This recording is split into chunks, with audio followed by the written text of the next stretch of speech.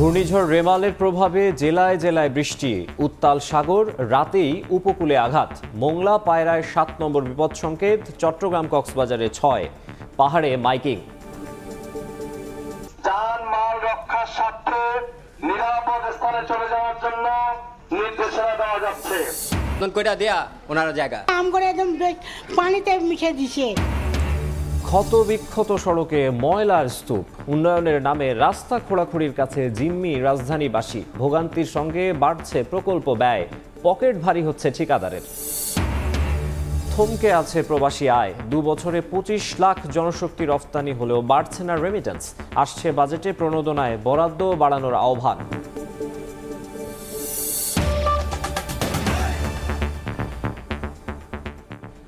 সকালের সময়ে সঙ্গে আছে আমি মাকসুম আলম খান। প্রবল বেগে ধেয়ে আসছে ঘূর্ণিঝড় রেমাল। এর প্রভাবে উপকূলীয় বিভিন্ন জেলায় বিরাজ করছে বৈরী আবহাওয়া।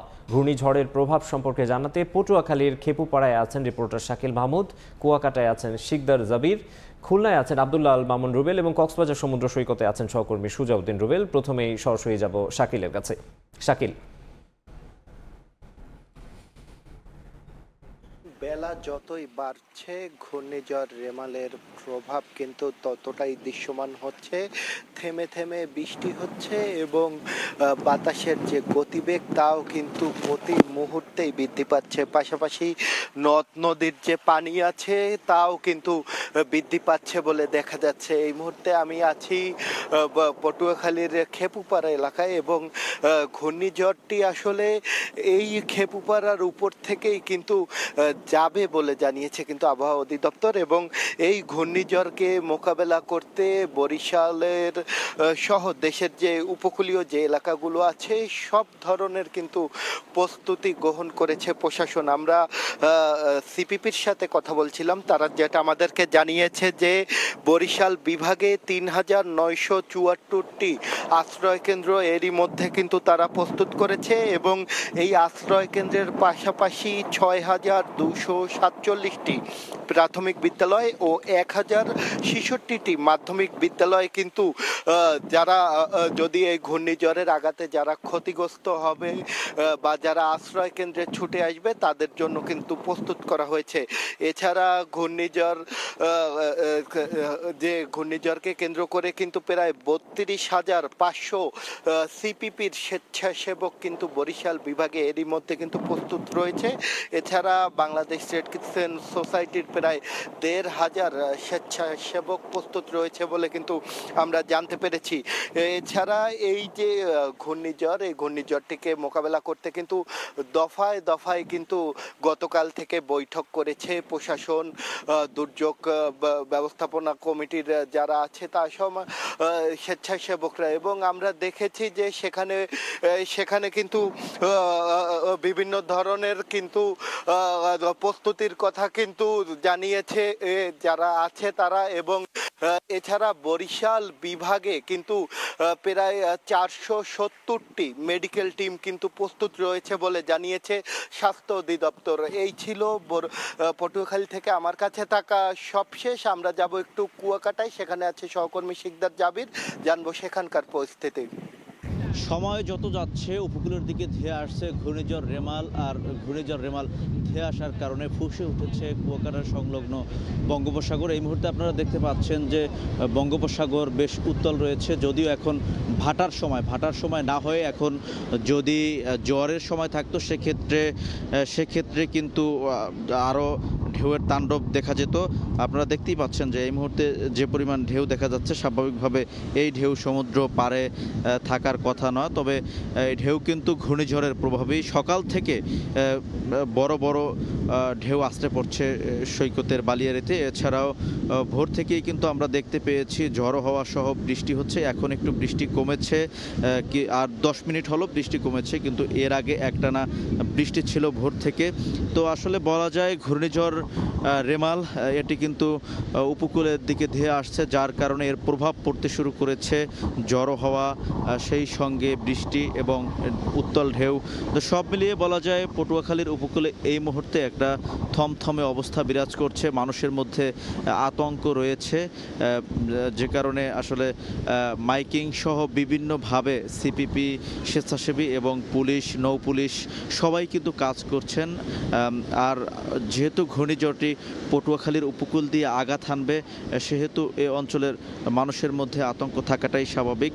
তো জেলা প্রশাসকের পক্ষ থেকে উপকূলীয় যে সাইক্লোন শেল্টারগুলো রয়েছে সেই সাইক্লোন শেল্টারগুলো খুলে দেওয়ার জন্য নির্দেশ দেওয়া হয়েছে।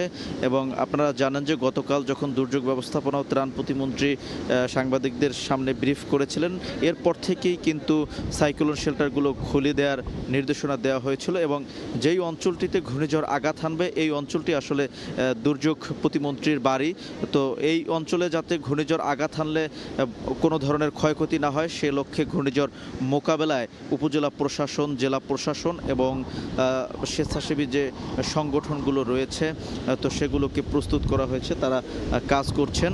আমরা দেখেছি যে কুয়াকাটার সমুদ্র পার এবং আশপাশের এলাকাতে সিপিপি, রেড ক্রিসেন্টের সদস্যরা মাইকিং সহ বিভিন্নভাবে মানুষকে সতর্ক করছেন। তো আসলে সেই অবস্থা আমরা দেখেছি। এবং আপনারা আসলে জানেন যে পটুয়াখালী যেহেতু সাগর নদীবেষ্টিত এলাকা, এই এলাকায় প্রতিবারের যে ঘূর্ণিঝড় আসে, ঘূর্ণিঝড়ে সর্বপ্রথমই ক্ষতিগ্রস্ত হয় এবং উপকূলকে লণ্ডভণ্ড করে দেয়। তো আমরা আপনাদেরকে সারাদিন সেই খবরই জানাবো আবহাওয়ার। তো এতটুকুই ছিল আমার কাছে পটুয়াখালী থেকে আবহাওয়া পরিস্থিতির সবশেষ খবর। আমরা সরাসরি চলে যাব কক্সবাজারে, সেখানে আছেন আমাদের সহকর্মী সুজাউদ্দিন রুবেল। ঘূর্ণিঝড় রেমালের প্রভাবে সাগর উত্তাল রয়েছে, জোয়ারের পানি স্বাভাবিক হচ্ছে, 4 থেকে 5 ফুট উচ্চতা প্রবাহিত হচ্ছে। তবে সকালে যে পানির উচ্চতা সেটি একটু কম হলেও বেলা বাড়ার সঙ্গে সঙ্গে যেটি লাইফগার্ড কর্মীরা বলছে, আগামী কয়েক ঘন্টার মধ্যে পানির যে উচ্চতা সেটি আরও অনেক বেশি বেড়ে যাবে এবং এটি উপকূলে আরও বেশি ধেয়ে আসছে বলে আমাদেরকে জানিয়েছে। তবে এখন পর্যন্ত আসলে কক্সবাজারে ঘূর্ণিঝড় রেমাল কক্সবাজার থেকে প্রায় 300 কিলোমিটার দূরে অবস্থান করছে, যার কারণে আমরা আসলে যেটি প্রভাব পড়ছে, একদিকে ব্যবসা গরম পড়ছে, আবার মাঝে মধ্যে বৃষ্টি হচ্ছে, আবার বাতাসের গতিবেগ বাড়ছে, এভাবে আসলে পরিস্থিতি আসলে লক্ষ্য করা যাচ্ছে। এদিকে কক্সবাজার সৈকতে যে পয়েন্টগুলো রয়েছে সবগুলো পয়েন্টে কিন্তু লাল পতাকা টাঙিয়ে দেওয়া হয়েছে এবং মানুষজনকে সাগরে নামতে দেওয়া হচ্ছে না। আমরা লক্ষ্য করছি এখানে দেশের দূর দূরান্ত থেকে যারা পর্যটকরা এসেছেন তারা আসলে সমুদ্র সৈকতের বালিয়াড়িতে হাঁটছেন, তারা বলছেন মূলত ঘূর্ণিঝড়ের যে প্রভাব, সেই প্রভাবের ফলে সাগর কেমন হয় তারা সেটি দেখতে আসছেন। অন্যদিকে যেহেতু এটি ঘূর্ণিঝড় যেহেতু কক্সবাজারে অতিক্রম করতে পারে, সেক্ষেত্রে এখানে প্রশাসনের যে প্রস্তুতি সেটি কিন্তু ব্যাপক হারে প্রস্তুতি নিয়েছে। 638টি আশ্রয়কেন্দ্র প্রস্তুত রাখা হয়েছে, পাশাপাশি প্রায় 9200-র বেশি স্বেচ্ছাসেবক প্রস্তুত রয়েছে। একই সঙ্গে যে খাদ্য থেকে শুরু করে অর্থ সহায়তা যা যা দরকার সবকিছু এখানে রয়েছে বলে কক্সবাজার জেলা প্রশাসক শাহিন ইমরান জানিয়েছেন। গতকাল রাতে একটি সভা হয়েছে, সেই সবাইকে প্রস্তুত থাকার জন্য বলা হয়েছে এবং কন্ট্রোল রুম খোলা হয়েছে। এভাবেই কিন্তু পুরো যে পরিস্থিতি মোকাবেলা করা যায় সেক্ষেত্রে তারা সব ধরনের আসলে ব্যবস্থা নিয়েছে। তবে একটি লক্ষণীয় সেটি হচ্ছে কক্সবাজারে একটি রাডার স্টেশন রয়েছে, যে রাডার স্টেশনটি গত 10 মাস ধরে অকেজো অবস্থায় পড়ে আছে। কক্সবাজার আবহাওয়া অফিসের যে কর্মকর্তা আব্দুল হান্নান যেটি জানিয়েছে, এই রাডার স্টেশনটির মাধ্যমে কক্সবাজার থেকে 400 কিলোমিটার দূরত্ব চতুর্দিকে যে গতিপথ, যে ঘূর্ণিঝড়ের গতিপথ কিংবা আকাশ মেঘাচ্ছন্ন নানা ধরনের যে আগাম বার্তাগুলো পাওয়া যায়, সেই আগাম বার্তাগুলো এখন কক্সবাজার থেকে আসলে রাডার স্টেশনটি অকেজো হয়ে যাওয়ার কারণে সেটি পাওয়া যাচ্ছে না। তবে ঢাকায় যে রাডার স্টেশনটি আছে সেটি 450 কিলোমিটার পর্যন্ত তথ্য সংগ্রহ করতে পারে। সেই তথ্যের মাধ্যমে তারা যারা মানুষ রয়েছে, উপকূলবর্তী মানুষ, তাদেরকে যে ঘূর্ণিঝড়ে যে আগাম বার্তা সেটি দেওয়া হচ্ছে। তবে কক্সবাজার রাডার স্টেশনটি যে মেয়াদকাল সেটি হচ্ছে 10 থেকে 12 বছর। সেই 12 বছর পেরিয়ে 17 বছর পর্যন্ত এটি সচল ছিল। 17 বছর পর্যন্ত সেটি অনবরত আগাম বার্তা থেকে শুরু করে যে সতর্ক বার্তা সবগুলো দেওয়া হতো, কিন্তু বর্তমানে গেল 10 মাস ধরে সেটি মেয়াদ উত্তীর্ণ হয়ে যাওয়ার পর অনেকটাই বিকল, যার কারণে কোনো কক্সবাজার রাডার স্টেশনটি থেকে কোনো তথ্য দেওয়া যাচ্ছে না। তবে ঢাকা যে আবহাওয়া অধিদপ্তর রয়েছে সেই আবহাওয়া অধিদপ্তর থেকে মূলত যে আবহাওয়ার যে আগাম বার্তাগুলো রয়েছে সেই আগাম বার্তাগুলো যে উপকূলের মানুষজনকে জানিয়ে দেওয়া হচ্ছে। প্রশাসনের পক্ষ থেকে যেটি বলা হচ্ছে, কক্সবাজারে যে 9টি উপজেলা রয়েছে তার অধিকাংশই উপকূলীয় এলাকা। এই উপকূলীয় এলাকাগুলোতে যেসব মানুষ খুবই ঝুঁকিপূর্ণের রয়েছে, সেই ঝুঁকিপূর্ণ মানুষগুলোকে যাতে আরও সংকেত বাড়লে যাতে দ্রুত সময়ের মধ্যে আনা যায় সে কার্যক্রমগুলো পরিচালনা করছে। আমরা লক্ষ্য করেছি রাত 10টার দিক থেকে রাত 10টার পর মাইকিং করা হয়েছে মানুষজনকে যাতে সতর্ক থাকার জন্য, এবং পাশাপাশি প্রশাসনের পক্ষ থেকে এখন পর্যন্ত যে প্রস্তুতি সেটি কিন্তু ভালোভাবে নিয়েছেন বলে জানিয়েছেন। অন্যদিকে আসলে যে জলোচ্ছ্বাস সেটি অতিমাত্রায় আরও বেশি উচ্চতায় প্রবাহিত হয়ে উপকূলীয় এলাকা প্লাবিত হতে পারে, সেজন্য উপকূলীয় এলাকার মানুষজনকে সতর্ক থাকার জন্য বলা হয়েছে। তো এই ছিল কক্সবাজার থেকে আমার কাছে সবশেষ। আমরা এখন চলে যাচ্ছি খুলনায় আমাদের সহকর্মী আব্দুল্লাহ আল মামুনের কাছে। সময় যত বাড়ছে ততই কিন্তু স্পষ্ট হচ্ছে ঘূর্ণিঝড় রেমালের প্রভাব খুলনা অঞ্চলেও। সকাল থেকে আমরা দেখছি আকাশে পুরো মেঘ এবং বাতাস বইছে, সেই সাথে কখনো কখনো গুড়ি গুড়ি বৃষ্টি এবং কখনো কিন্তু বৃষ্টির পরিমাণও বাড়ছে এবং নদীতে স্বাভাবিকের তুলনায় পানির উচ্চতাও কিন্তু বৃদ্ধি পাচ্ছে। যদিও এই মুহূর্তে ভাটা রয়েছে, তারপরেও কিন্তু নদীতে স্বাভাবিকের থেকে বেশি স্রোত দেখা যাচ্ছে এবং এই স্রোত বাড়ছে এবং নদীতে ঢেউও কিন্তু বাড়ছে।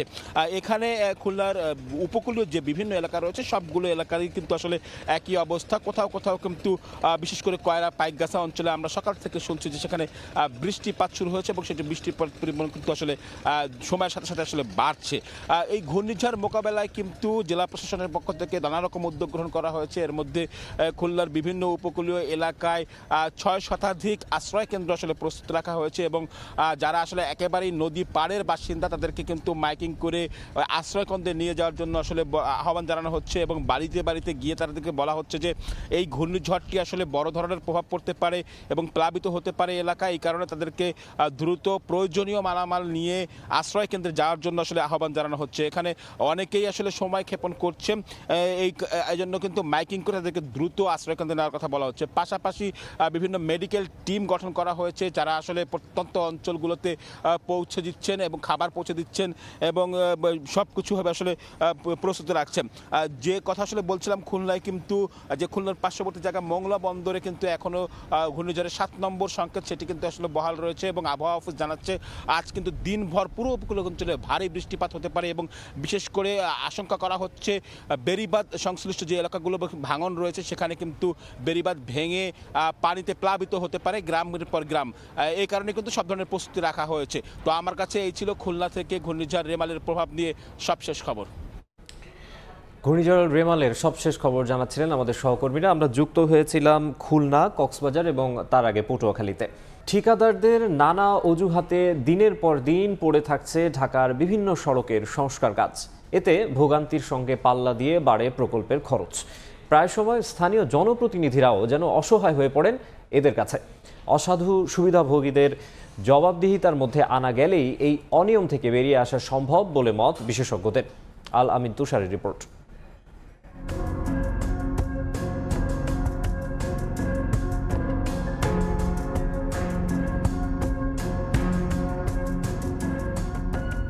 রাস্তায় জমে আছে নোংরা পানি, দেখে মনে হতে পারে হয়তো কোনো নালা পার হচ্ছে শিশুরা। মিরপুর 12-র 19 নম্বর রোড দীর্ঘদিন তলিয়ে আছে নোংরা কাদার মধ্যে। জনপ্রতিনিধিদের অনেক আশ্বাসের পর রাস্তার কাজ শুরু হলেও এই কাজই যেন এখন এলাকাবাসীর গলার কাটা। শুরুর প্রথম ধাপেই ভেঙে ফেলা রাস্তা এভাবেই পড়ে আছে গেল 7 থেকে 8 মাস ধরে। একই অবস্থা এই এলাকার আরও কয়েকটি রোডের। বর্ষা আসলে কি অবস্থা হবে তা নিয়ে শঙ্কায় এলাকার লোকজন। ভাঙার আগের অবস্থা রুমে এত পানি যেত না, বৃষ্টি হইলে বারান্দায় পানি আসতো, কাঁচায় দিতাম, শেষ হয়ে যেত। আম করে একদম পানিতে মিশে দিছে। পানিগুলো যদি ভালো হইতো তাহলে একটা কথা ছিল। এলাকাবাসীর দাবি, একদিন কাজ হলেও পরে বন্ধ থাকে সপ্তাহখানেক, ফলে বিপাকে এলাকার সকল শ্রেণীর মানুষ। একটু আসতে মনে করেন কোনো মতন করে দেয়া ওনারা জায়গা। সিটি কর্পোরেশন এই জরিমানাটা কার উপরে করবে? এ ব্যাপারে স্থানীয় জনপ্রতিনিধিও যেন অসহায় ঠিকাদারের কাছে।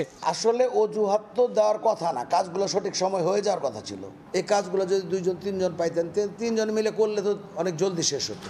শুধু এই এলাকা নয়, সারা দেশে এমন চিত্র চোখে পড়বে অহরহ। কখনো গ্যাস লাইন, কখনো সুয়ারেজ, কিংবা রাস্তার উন্নয়ন কাজের আড়ালে একই রাস্তা বারবার কেটে শুধু পকেট ভারী হচ্ছে এক শ্রেণীর ঠিকাদারদের। তার হজম করার সক্ষমতা নাই, তারপরেও সে 10টা কাজ নিচ্ছে, নিয়ে কিন্তু সে কাজটা ফেলে রাখছে।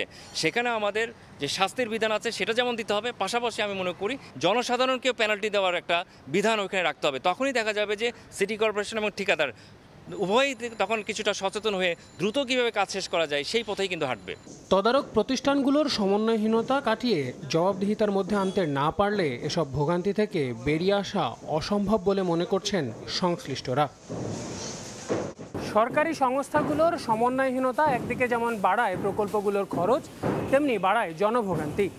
এবং এই জনভোগান্তি থেকে সাধারণ জনগণ কবে নাগাদ মুক্তি পাবে তার উত্তর যেন নেই জনগণ কিংবা জনপ্রতিনিধি কারো কাছেই। আল আমিন তুষার, সময় সংবাদ, ঢাকা। প্রভাব জানাতে এই মুহূর্তে ভোলায় আছেন রিপোর্টার নাসির উদ্দিন লিটন এবং মোংলায় আছেন মাহমুদ হাসান। আমরা সরাসরি প্রথমে যাচ্ছি লিটনের কাছে। লিটন,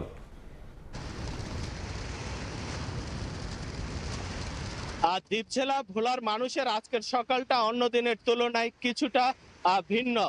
গত রাত উদ্বেগ উৎকণ্ঠার মধ্যে কাটানোর পরে ঘূর্ণিঝড় রেমেল নিয়ে আজকে সকালে সেই উৎকণ্ঠা আরো বেড়েছে।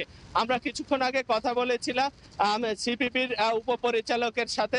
উপপরিচালক জানিয়েছেন যে আজকে দুপুর 12টার পর থেকেই ঘূর্ণিঝড় রেমালের অগ্রভাগ উপকূল অতিক্রম করার কথা রয়েছে।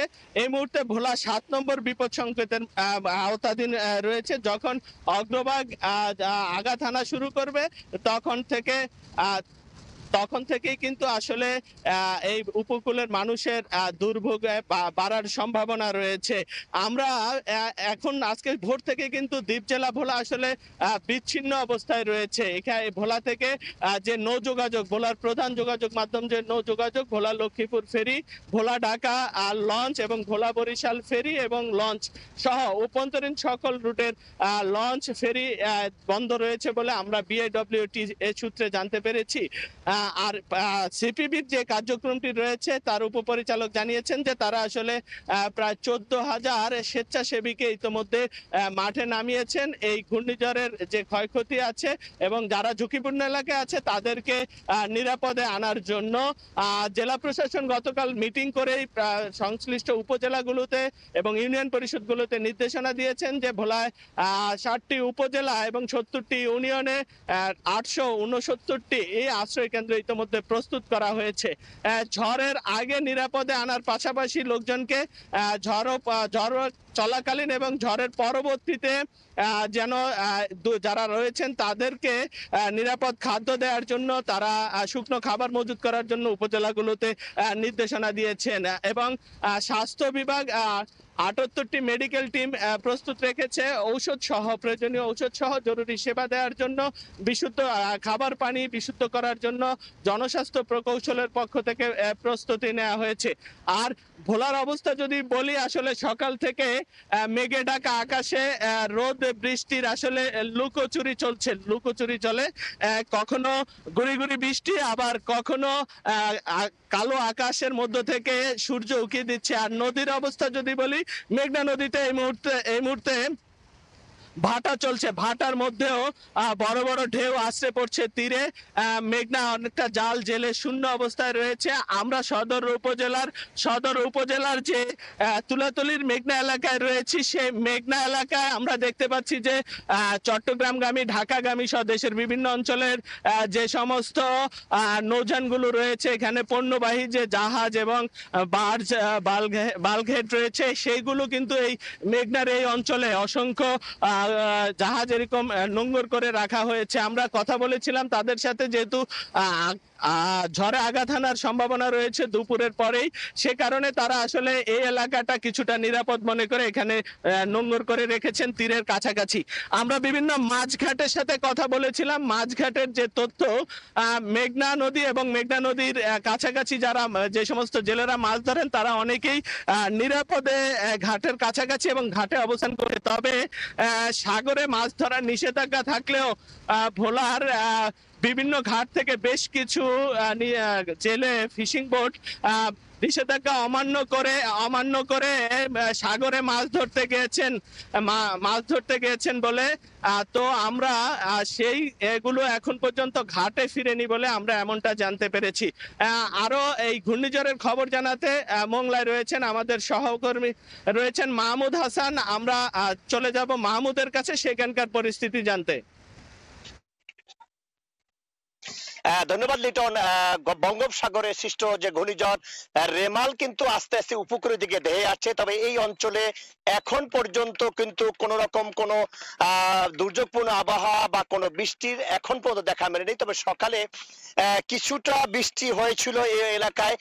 তবে এইখানে কিন্তু এখনো যে ঘূর্ণিঝড়ের যে তাণ্ডবটা কিন্তু এখনো শুরু হয়নি। তবে বন্দর কর্তৃপক্ষ এখানে যে দেশি বিদেশি যে পণ্যবাহী জাহাজগুলো রয়েছে, জাহাজগুলো কিন্তু নিরাপদ আশ্রয়ে সরিয়ে যেতে বলেছে এবং শক্ত অবস্থানে আশ্রয় নিতে বলেছে এবং অ্যালার্ট 3 জারি করেছে। এছাড়াও উপজেলা প্রশাসন কিন্তু সকল প্রস্তুতি সম্পূর্ণ করে রেখেছে। যদি কোন রকম মংলা উপকূলীয় অঞ্চলে বা সুন্দরবন সংলগ্ন এলাকায় ঘূর্ণিঝড় রেমালে আঘাত আনে, তাহলে যেন সকল প্রস্তুতি সম্পূর্ণ করছে উপজেলা প্রশাসন, আমাদেরকে এই কথা জানিয়েছে। তবে এখন পর্যন্ত এই উপকূলীয় অঞ্চলে অর্থাৎ মংলা এলাকায় কিন্তু এখনো কোনো দুর্যোগপূর্ণ আবহাওয়া বা বৃষ্টিপাত এখনো সম্ভাবনা দেখা যায়নি। তবে দুপুরের পরে কিন্তু ঘূর্ণিঝড়ের তাণ্ডব চালাতে পারে বলে স্থানীয় আবহাওয়া অফিস আমাদেরকে জানিয়েছে। এছাড়াও এখানে যে জেলে পরিবারগুলো রয়েছে বা উপকূলীয় অঞ্চলে যারা বসবাস করে, তারা যে অবস্থানে আছে তারা কিন্তু নিরাপদ আশ্রয় যাওয়ার জন্য উপজেলা প্রশাসন জানিয়েছে। এছাড়াও যে স্বেচ্ছাসেবক রয়েছে তারাও কিন্তু এখান থেকে সরে যাওয়ার জন্য তারা প্রস্তুতি নিয়েছে। তবে এই ছিল আমার কাছে মোংলা এলাকায় যে বঙ্গোপসাগরে থেকে যে ধেয়ে আসছে ঘূর্ণিঝড় রেমাল তার সর্বশেষ খবর। ঘূর্ণিঝড় রেমালের প্রভাবের বিষয়ে জানাতে আমাদের সঙ্গে যুক্ত হয়েছিলেন ভোলা থেকে রিপোর্টার নাসির উদ্দিন লিটন এবং মোংলা থেকে মাহমুদ হাসান। ফেনীতে ট্রাক সহ 10,000 কেজি ভারতীয় চিনি জব্দ করা হয়েছে। শনিবার বিকেলে মহামায়া ইউনিয়নের পশ্চিম দেবপুরে ইউপি সদস্য ওবায়দুলের খামার বাড়িতে অভিযান চালায় এনএসআই ও পুলিশ। এ সময় 198 বস্তায় 10,000 কেজি ভারতীয় অবৈধ চিনি উদ্ধার করা হয়। তবে কাউকে আটক করা যায়নি। এই ঘটনায় আরিফ নামে একজনকে আসামি করে একটি মামলা করেছে পুলিশ। ঘূর্ণিঝড় রেমালের প্রভাবে উপকূলীয় এলাকায় বৈরী আবহাওয়া বিরাজ করছে। সবশেষ খবর জানাতে বাগেরহাটের শরণখোলার বলেশ্বর নদীর তীরে আছেন রিপোর্টার আলী আকবর টুটুল এবং নোয়াখালীর দ্বীপ উপজেলা হাতিয়ায় আছেন রিপোর্টার সাইফুল্লাহ কামরুল। সরাসরি প্রথমেই যাচ্ছি কামরুলের কাছে।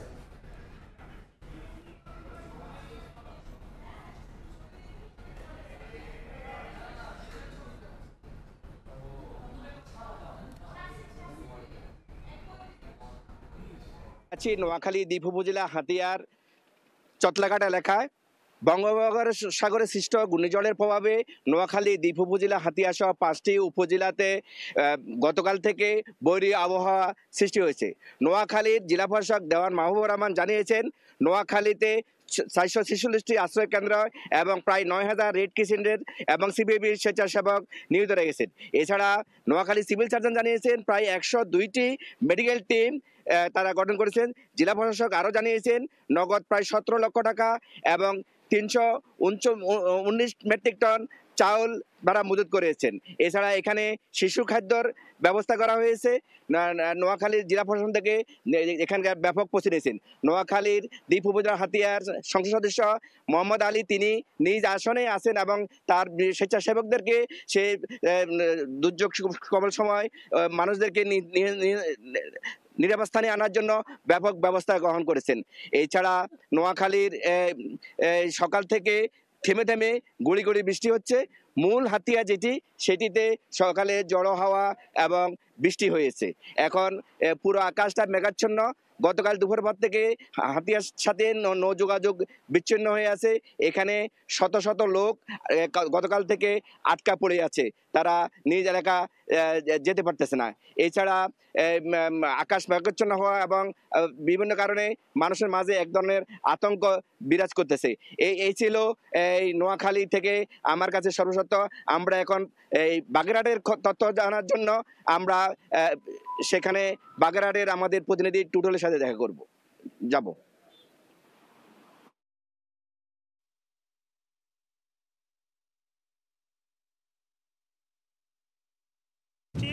থেমে থেমে বৃষ্টি হয়েছে এবং প্রায় ঝড়ো হাওয়া হয়েছিল এবং এখনো পর্যন্ত কিন্তু মাঝে মাঝে বৃষ্টি হচ্ছে এবং এখন দেখা যাচ্ছে যে প্রচণ্ড ঢেউ।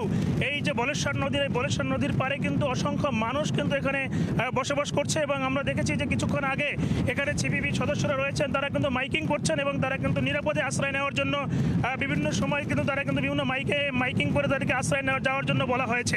এছাড়া যদি আমি একটু বলি যে এখানে সুন্দরবনের কোল ঘেঁষেছে সুন্দরবনের যে উপজেলা এবং শরণখোলা যে বলেশ্বর নদীর এবং এই যে তো এখন যে প্রচণ্ড ঢেউ, এই ঢেউকে আসলে প্রচণ্ড একদিকে যেমন বাতাস আর একদিকে ঢেউ এবং অন্যদিকে কিন্তু আসলে পানির কিন্তু উচ্চতা বাড়ছে। এমনই অবস্থার মধ্য দিয়ে সকলের মধ্যে কিন্তু এক ধরনের আতঙ্ক বিরাজ করছে। তবে জেলা প্রশাসন যেটা জানিয়েছে যে আজকে দুপুরের নাগাদ কিন্তু তারা কিন্তু সকল আশ্রয় কেন্দ্রে কিন্তু তারা কিন্তু সকল মানুষকে নেওয়ার জন্য তারা কিন্তু সে ধরনের প্রস্তুতি নিয়েছে। এখানে কিন্তু প্রায় 3500 এখানে স্বেচ্ছাসেবক রয়েছে, তারা কিন্তু বিভিন্ন ওয়ার্ডে এবং বিভিন্ন জায়গায় কিন্তু তারা মাইকিং করছে তারা নিরাপদে নেওয়ার জন্য। এছাড়া উপজেলা প্রশাসন যেমন জানিয়েছে এখানে যে এবং খাদ্য সহায়তার জন্য তারা প্রস্তুতি রেখেছে এবং শুকনো খাবার তারা ব্যবস্থা করছেন এবং সব কিছু তারা নিয়েছেন, এমনটাই কিন্তু জানিয়েছেন। তবে আমি একটু বলতে চাই যে আমি যেখানে আছি বলেশ্বর নদীর পাড়ে যে টেকসই বেড়িবাঁধের কিন্তু শেষ না হতেই কিন্তু প্রায় 60টা পয়েন্টে আসলে ঝুঁকিপূর্ণ রয়েছে, ব্লক ধসে গিয়েছে। তবে যদি জলোচ্ছ্বাস হয় তাহলে কিন্তু এই এলাকার মানুষ কিন্তু আসলে বড় ধরনের ক্ষতির সম্মুখীন হবে, এমনটাই কিন্তু আসলে জানা গেছে। তবে পানি উন্নয়ন বোর্ড কর্তৃপক্ষ বাজবাং পানি নির্বাহী প্রকৌশলী যেমনটা জানিয়েছেন যে তারা কিন্তু 15 কিলোমিটার ঝুঁকিপূর্ণ বেড়িবাঁধের বিভিন্ন স্থানে তারা কিন্তু স্ট্যান্ড বাই তারা লোক রয়েছে এবং এখানে প্রায় 19,000 মতন জিও ব্যাগ কিন্তু রেডি রেখেছে। যদি কোনো দুর্ঘটনা ঘটে এবং যদি ভাঙন এবং বড় আকার ধারণ করে তাহলে সেখান থেকে কিন্তু প্রাথমিক পর্যায়ে জরুরি ভিত্তিতে তারা কাজ করবেন, এমনটাই কিন্তু জানিয়েছেন। তবে সুন্দরবনের উপরে যদি আঘাত হানে তাহলে সুন্দরবনে কিন্তু আসলে এই সুন্দরবন ঢাল হয় কিন্তু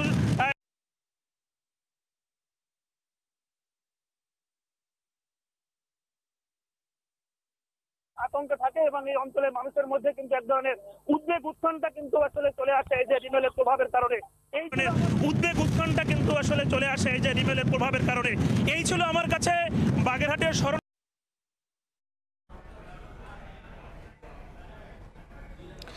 ঘূর্ণিঝড় রেমালের আরও খবর জানছিলাম, আমরা যুক্ত হয়েছিলাম বাগেরহাট এবং তার আগে নোয়াখালীতে। দেখছেন সকালের সময় আবারও রেমালের খবর। ঘূর্ণিঝড় আসার খবরে আতঙ্কিত হয়ে পড়েছেন বরগুনার বাসিন্দারা, রয়েছে আশ্রয় কেন্দ্রের স্বল্পতাও। এই বিষয়ে আরও জানাতে বড়ইতলা এলাকা থেকে সরাসরি যুক্ত হচ্ছেন সহকর্মী মোহাম্মদ মনির হোসেন বাদল। ঘূর্ণিঝড়ের আতঙ্ক বিরাজ করছে উপকূলীয় জেলা বরগুনাতে।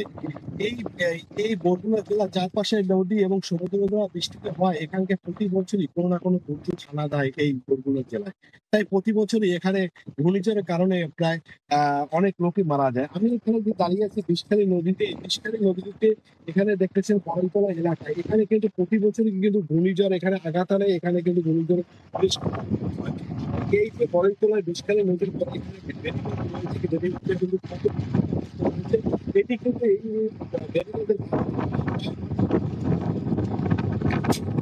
15 নভেম্বর যে ছিদল হয়েছিল, এই ছিদলের সময় কিন্তু এখানে প্রায় শতাধিক লোক মারা গেছিল। এছাড়া যে এর নদীর মাঝখানে একটি চর আছে, মাঝের চর, এই চরে কিন্তু প্রায় 250 লোক এই ঘূর্ণিঝড়ের সময় মারা গেছিল। তাই প্রতি বছরই এখানকার মানুষের ভিতরে কিন্তু একটি ঘূর্ণিঝড়ের নাম শুনেই আতঙ্ক বিরাজ করছে। তার ব্যতিক্রম কিন্তু এখনো বর্তমানে নাই। ঘূর্ণিঝড় রেমালের আতঙ্ক তাদের মধ্যেও বিরাজ করছে। ইতিমধ্যে এই যে এলাকাটা দেখতেছেন, এই এলাকায় কিন্তু আশেপাশে কোনো সাইক্লোন শেল্টার না থাকায় মানুষের মধ্যে কিন্তু আতঙ্কটা আরো বেশি বিরাজ করছে। তবে এখন আমরা দেখতে পাচ্ছি যে ভাটা রয়েছে, এই ভাটার কারণে কিন্তু পানিটা কিন্তু ততটা উঠছে না, তবে জোয়ারের সময় কিন্তু এখানকার তলিয়ে যায়, পুরো এলাকাটা তলিয়ে যায়। তবে ঘূর্ণিঝড় মোকাবেলা কিন্তু বরগুনা জেলা প্রশাসনের পক্ষ থেকে নেওয়া হয়েছে, ব্যবস্থা নেওয়া হয়েছে। ইতিমধ্যে কিন্তু এই জেলায় প্রায় 673টি সাইক্লোন সেন্টার প্রস্তুত রাখা হয়েছে এবং 3টি মুজিব জেলা প্রস্তুত রাখা হয়েছে। এছাড়া কিন্তু এখানে প্রায় যে সাইক্লোন সেন্টারগুলো প্রস্তুত রাখা হয়েছে, এখানে প্রায় 3,21,000 মানুষ কিন্তু এখানে আশ্রয় নিতে পারবে।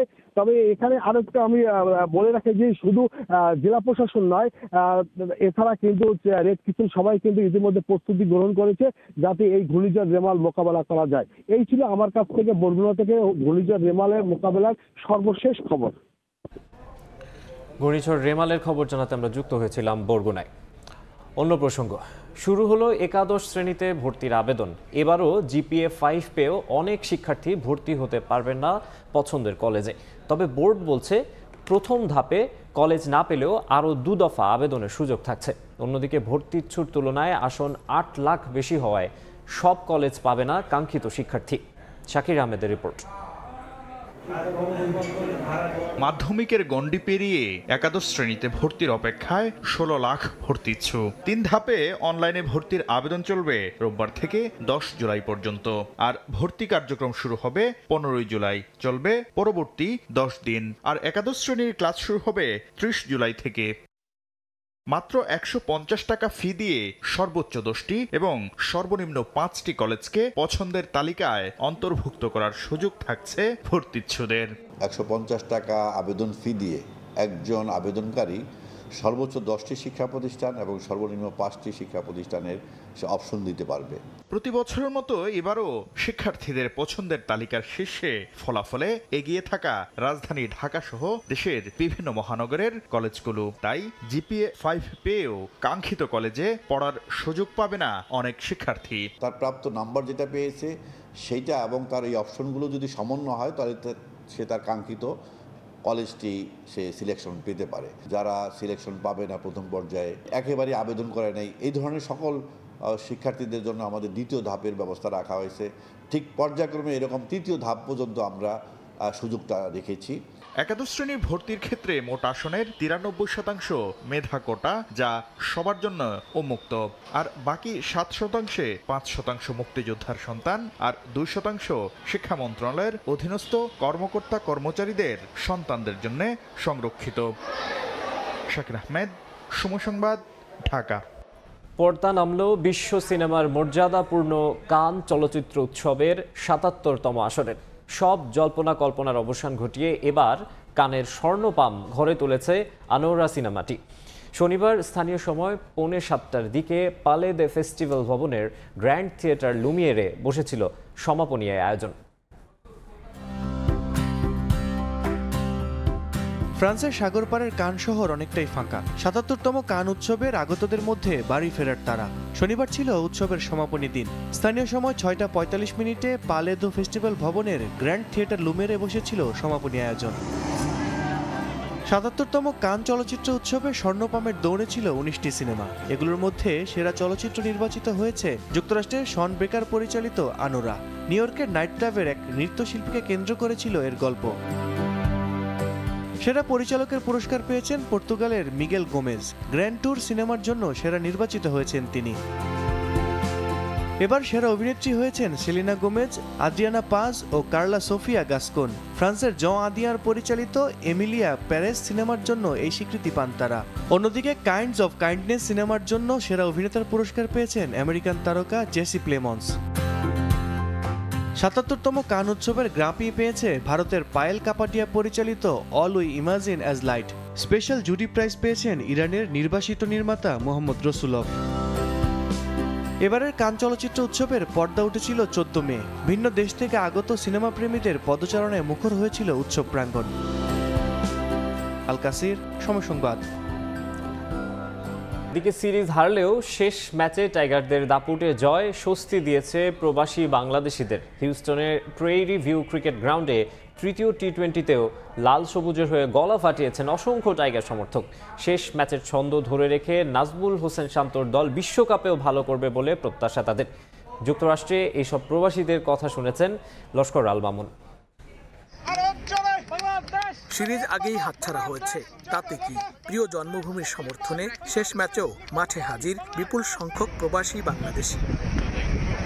প্রথম 2 ম্যাচে না পারলেও দলের ওপর বিশ্বাসটা ঠিকই ছিল এসব সমর্থকদের। বিরাট ব্যবধানে জয় মিলেছে অবশেষে। এখন প্রত্যাশা এই মোমেন্টামে ছন্দে ফিরবে নাজমুল হোসেন শান্তর দল। 2 ম্যাচের হতাশার পর আজকে আশার বাণী, অলওয়েজ বাংলাদেশের সাথে আছি এবং গুড লাক বাংলাদেশ। বাংলাদেশের কাছে যে ধরনের খেলা প্রত্যাশা করি তারা সেইভাবে প্রত্যাশা মতো খেলতে পেরেছে। আশা করি ওয়ার্ল্ড কাপে তারা এই মোমেন্টামটা ধরে রাখবে এবং সেকেন্ড রাউন্ডটা নিশ্চিত করবে। একটা মোমেন্টাম নিয়ে, কনফিডেন্স নিয়ে আমরা অনেক হাই শেষ করছি। আশা করি শ্রীলঙ্কার সাথে এই কনফিডেন্সটা কাজে দেবে। গো টাইগার্স। বিশ্বকাপের আগে যে দারুণ জয় এনে দিয়েছে সেটি অবশ্যই বড় বিশ্বকাপে একটা বড় মোমেন্টাম বাংলাদেশ দল ফিরে পাবে বলে আশা করি। Finally we won the match. I'm really happy and excited. This is the strong comeback we needed and we got the strong comeback, so hopefully we will do well in the World Cup now inshallah. হিউস্টনে বাংলাদেশের record গড়া জয়, মাঠে যাওয়া সমর্থকরা পুরোপুরি সন্তুষ্ট। লাল সবুজের সমর্থনে বিশ্বকাপেও গলা ফাটানোর অঙ্গীকার অনেকের। আমি শ্রীলঙ্কা ভার্সেস বাংলাদেশের যে ম্যাচটা এটা ডালাসে দেখতে যাব। হোপফুলি বাংলাদেশ ইনশাআল্লাহ জিতবে এবং and I am very hopeful with their mindset and the body language that they showed today. So they actually showed their true face today. So I think that's a good gesture for all of us. USA আমরা যারা প্রবাসী আছি তাদের সকলের সর্বোচ্চ দোয়া এবং সমর্থন আমাদের বাংলাদেশ টিমের জন্য থাকবে। আমরা ডালাসেও যাব, ডালাসে গিয়ে বাংলাদেশ এবং শ্রীলঙ্কা ম্যাচে বাংলাদেশের জন্য রুটিং করব। Let's see, go Tigers. কেবল দর্শক নয়, বিশ্বকাপ ভেন্যুতে পাওয়া প্রথম জয়ে স্বস্তি ফিরেছে ক্রিকেটারদের চোখে মুখেও। সমর্থকরা শেষ পর্যন্ত সাহস জুগিয়ে গেছে। দারুণ জয়ে সে কষ্টের প্রতিদানও মিলেছে। এখন লক্ষ্য সামনে এগিয়ে যাওয়া। হেসে খেলে দারুণ দাপুটে এক জয় পেয়েছে বাংলাদেশ। প্রিয় দলের কাছে এমন খেলাই তো দেখতে চায় কোটি দর্শক। তবে ক্রিকেটকে বলা হয় মহাগৌরবময় অনিশ্চয়তার খেলা। তারপরও এই জয়ের ধারা অব্যাহত রেখে বিশ্বকাপের মূল পর্বে প্রথম খেলায় শ্রীলঙ্কাকে হারিয়ে বাংলাদেশ খেলবে পরবর্তী রাউন্ডে, এমনটাই প্রত্যাশা ক্রিকেট প্রেমী সকলের। লস্কর আল মামুন, সময় সংবাদ, যুক্তরাষ্ট্র। এ পর্যায়ে শীর্ষ সংবাদ জানিয়ে দিচ্ছে আরেকবার। ঘূর্ণিঝড় রেমালের প্রভাবে জেলায় জেলায় বৃষ্টি, উত্তাল সাগর, রাতেই উপকূলে আঘাত। মোংলা পায়রায় 7 নম্বর বিপদ সংকেত, চট্টগ্রাম কক্সবাজারে 6, পাহাড়ে মাইকিং। জানমাল রক্ষার স্বার্থে নিরাপদ স্থানে চলে যাওয়ার জন্য নির্দেশনা দেওয়া যাচ্ছে। কোনো মতন কইরা দেয়া ওনারা জায়গা আম করে একদম পানিতে মিশে দিছে। ক্ষত বিক্ষত সড়কে ময়লার স্তূপ, উন্নয়নের নামে রাস্তা খোঁড়াখড়ির কাছে জিম্মি রাজধানীবাসী। ভোগান্তির সঙ্গে বাড়ছে প্রকল্প ব্যয়, পকেট ভারী হচ্ছে ঠিকাদারের।